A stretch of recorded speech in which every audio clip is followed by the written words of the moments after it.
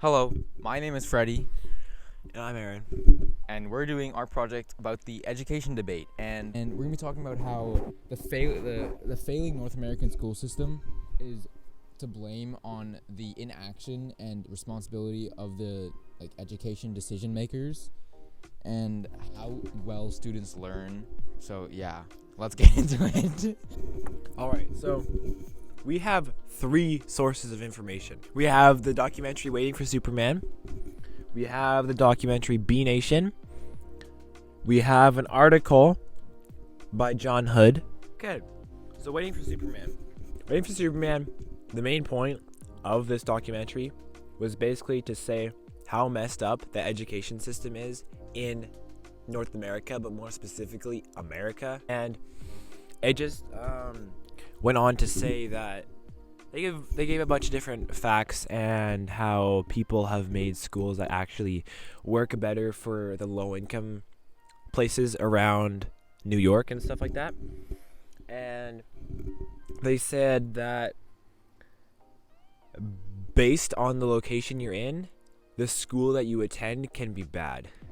At first, they were blaming the poor schools on the poor neighborhoods, but then they kind of switched and started blaming the poor neighborhoods on the poor schools. Only the rich people that have enough money to get into private school are guaranteed a good education. A ton of people have tried to fix the education system, but have not succeeded many of times, because it's hard when the education system is all based on luck, basically, on where you live, and that can determine whether you get a good education. It's kind of really sad, actually. They blame it on the teacher unions and teachers because they have the tenure rule in place. So teachers only care about their money. Yeah, teachers only care about their money. It says 1 in 57 doctors lose their license, but only 1 in 2,500 teachers get fired. 40% of students are educated in dropout factories. That's in quotes. That's like the poor schools that don't produce a good enough number of educated people.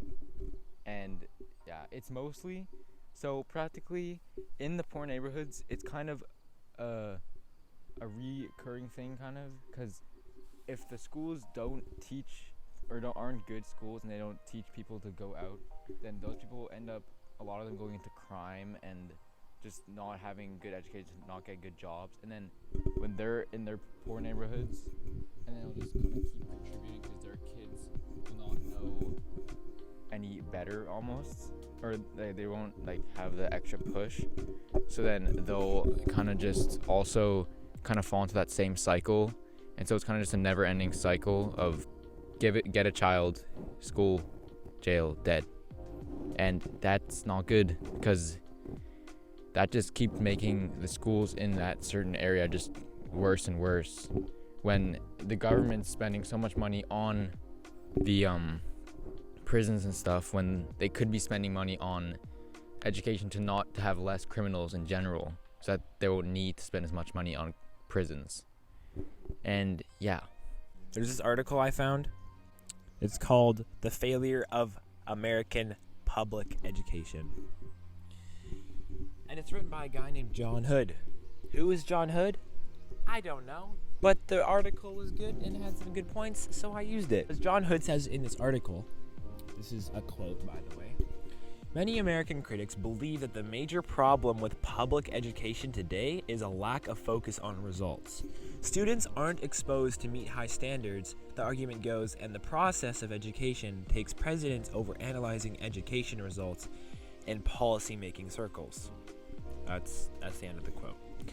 He goes on to say that not only have we failed to keep a singular student accountable for poor performance, but we've also failed to hold the entire government-controlled school system accountable for its performance since at least World War II. And then another quote is, "Public school is a failure. Why don't students follow that rule?" So students, before they even go into high school, I think high school is mainly where it's at. Yes, other schools are failing, but I think high school is the most important years of a child in their life and will shape them into who they are. But if public school's already failing and they're going into high school knowing that their high school is failing, why would they try and get good grades when they're not held accountable for that poor performance? Like, it's almost a guaranteed pass even if you do absolute trash. You know what I'm saying? Yes, they're not getting pushed to do better and try and get better grades because no one's pushing them, because all they do is see that other students are also failing and they think, why would I try extra hard to get good grades when I can just be like the rest of my pals and chill, and when I maybe graduate I can get a job maybe, and life is easy because I didn't have to try as hard in school. Based on what are going on,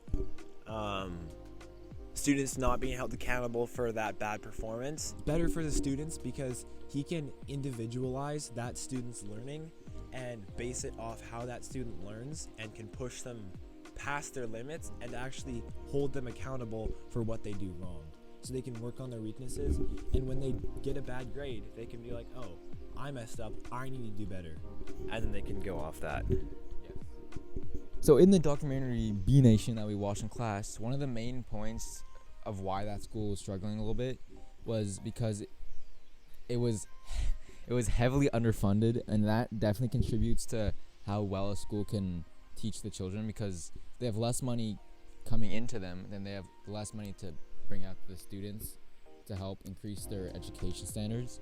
And this definitely is the main reason why there's such a big divide among like rich and poor schools, is because some of them are like good and bad schools, because some of them are just underfunded more than the others, and that just, it's like, it's mean, and it's just, how are they supposed to compete with schools that are getting more money per student, when that all adds up it's a lot more, and they can use that to definitely improve like teachers and stuff to get better education out of their students and have a better like graduating rate and stuff. They did the math, and by the end of it, that school, compared to other schools, was losing $750,000 every year. That's a lot of money.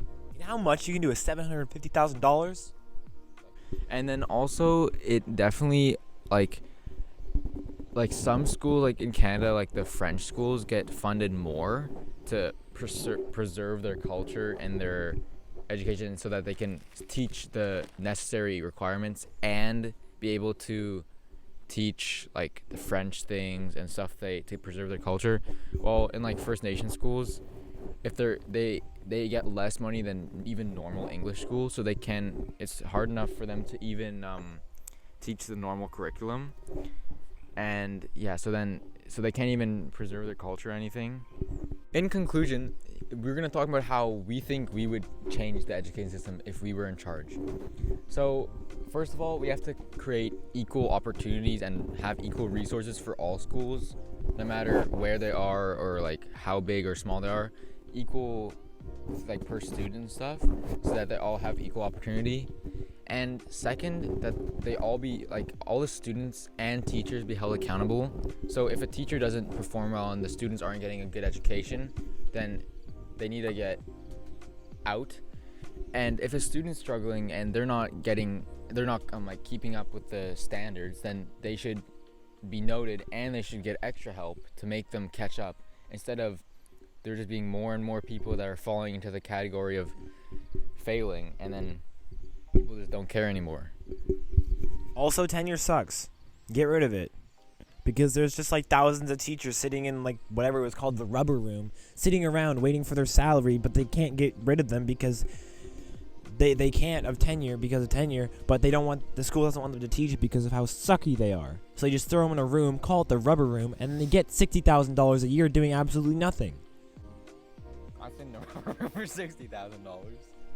Thank you for watching this episode of Fence Talk with Aaron and Freddie on a fence in a forest. On a Fence. Fence, forest, Fred, Aaron. Yes. Thank you. Bye.